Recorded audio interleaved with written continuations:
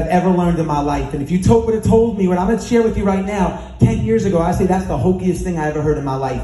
But I'm telling you, it had the greatest impact on my life. And everybody here can master this in 5 minutes or less. You can teach it to your kids, to your employees, to your clients, and I'm going to show it to you right now. So a couple of years ago, I signed up for a running race called the Last Man Standing. Here's the format of the race. It's a 4.2-mile loop. You have an hour to run it. If you finish the loop in 50 minutes, you have a 10-minute break because they line you up again at the top of the hour to run the loop again. Yeah. And they repeat that over and over every hour until one person's left standing. The last man standing. It could go on for days. During my training, I did 10 training runs of 38 miles. Every time I got to 38 miles, I stopped. That was my limit. And I'm like, man, 38 miles, I'm 50 years old. That's not bad. But 38 miles isn't going to get you very far in this race. And then I heard about a guy named Chad Wright, a Navy SEAL. I heard him on a podcast telling me how he got a guy to run who never ran more than 5 miles in his life all the way to the finish line of a 100-mile run by saying, I will not quit, I will not quit, I will not quit, over and over. I'm like, that's impossible. I've been running my whole life. You can't be a 5-mile runner and run 100 miles by saying, I will not quit. But this guy's a Navy SEAL. He's on a really big podcast. I doubt he's lying. So, plus, if I could 20x everything in my life, like that would be unbelievable. I cold call him. Put yourself in a situation where you can attract luck. I get him on the phone, I tell him my problem. He says, brother, I can solve that for you in 2 days. Chad is a guy from the deep south of Georgia with a beard down to here like ZZ Top, covered in tats, with a look in his eyes that he's seen some shit that nobody in this room wants to see. He gets to my house the first day and my friends are calling me up. They're like, did you change your cadence? Are you eating differently? Like, what are you doing to shatter your 38 miles? I said, man, he hasn't said a word to me. He's sitting in the corner stroking his beard. He's freaking me out. This is Chad Wright. I'm like, actually, I'm telling my friends, like, and he's spooky. Finally, he speaks that night. At 7 o'clock p.m., he says to me, Jess, brother, tomorrow we're going to start our mission at 0500, but we're going to meet in the kitchen at 4:45 a.m. and go over the game plan. I'm like, we're going to talk for 15 minutes? This is ridiculous. What a waste of money, time. We get down there at 4:45. He says, Jesse, today we're going to do 3 things and 3 things only. And if you do these 3 things, brother, you're going to shatter your 38 miles. He said, the first thing we're going to do is we're never going to give our pain a voice. I said, what does that mean, Chad? He says, I know it's going to be hard. You're going to say, I don't have what it takes. I don't have sales experience. I don't know about NFTs. I have blisters. I'm tired. I know you're going to have these thoughts, but once we speak them, we give them power. If I ask you how you feel today, your only response is outstanding. How do you feel? Outstanding. Number 2, we're never going to die in the chair. What does that mean, Chad? He said, no matter what happens, we're never going to come through a loop and give up in the chair. We're either going to exhaust all our possible options as an entrepreneur, as a runner, and it didn't work, or we're going to get victory. And either one of those is completely acceptable. Empty the tank. And number 3, we're going to be grateful. Every lap, we're going to say something that we're grateful for, because we all have a lot in this room to be grateful for. That day, I shattered my 38 miles. Fast forward 30 days later. I'm at the start of the Hennepin 100-mile run, and Chad Wright is running it with me. We get to mile 74, and I'm broken. I have hypothermia. I have 6 toenails in my shoe. I don't negotiate my goals, but I'm broken, freezing, and the end is near. And Chad turns to me and he says, Jesse, man, I'm going to tell you something about me, man, that nobody knows, man. I said, what's that, Chad? He says, it's crazy, man, but I never get tired. I said, what? He said, yeah, it's a fucking miracle, man. I never get tired. I want you to say it. But I was so broken, I couldn't say it. So I said, Chad, I don't get tired. He says, man, say it like you mean it. Chad, don't, this is crazy, man. Say it like you mean it. Fine, Chad, I never get tired. He said, I'll tell you what, man, I'm going to let you walk to the aid station a quarter mile away.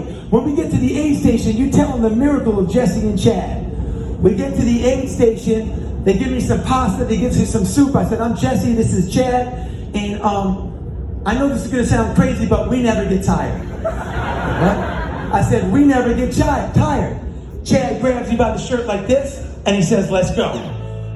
75 miles, 77. How do you feel? Outstanding. 77, 78, 70 miles through the dark. How do you feel? Outstanding. Are you tired, Jesse? Why would I get tired, Chad? I don't get tired. 80, 83 miles, 85, 87, outstanding, 89, 90 miles in. I feel outstanding. 92, 95, 97, all the way to the finish line of a 100-mile race. The words that we speak matter.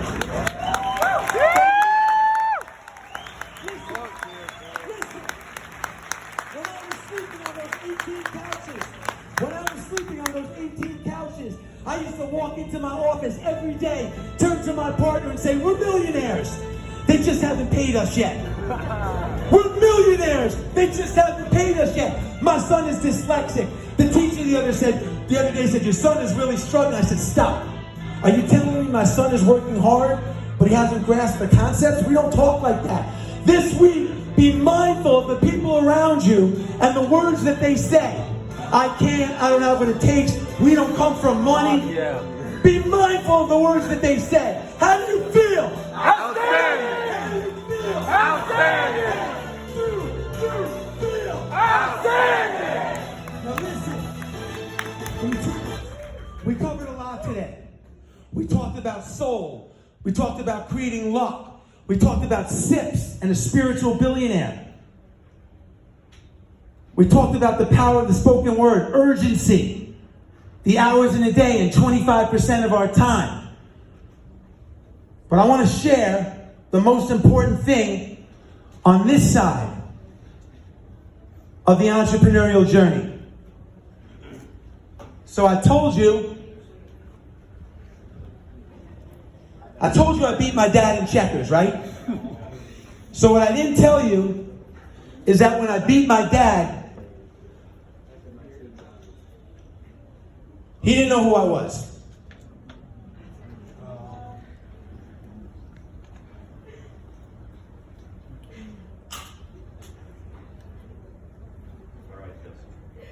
So